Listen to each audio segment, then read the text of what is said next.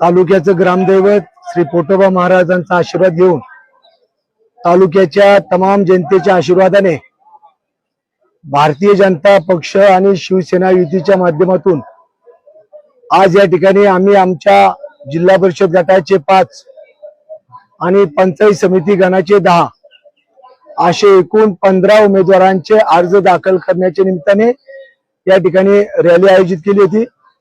कार्यकर्त्यांचा आणि जनतेचा प्रचंड उत्साह आणि प्रतिसाद आजच्या रॅलीच्या माध्यमातून या ठिकाणी दिसून येत आहे। खरं तर आपण पाहिलं तर काल मावळचे आमदार सुनील शेळके यांनी पत्रकार परिषद घेतली आणि त्यामध्ये त्यांनी तुमच्यावरती काही आरोप केलेले आहेत। ते असं म्हणतात की भाजपमध्ये बाळा भेगडेंना कोण विचार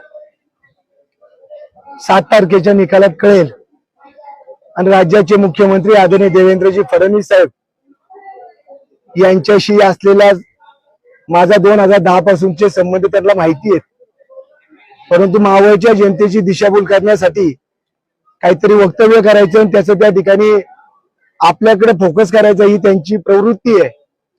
मी असल्या गोष्टीला भीक घालत नाही। माझ्या पक्षात माझ्या नेत्यांशी माझे कसे संबंध आहे ते माझ्या कार्यकर्त्यांना आणि माझ्या नेत्यांना माहिती आहे।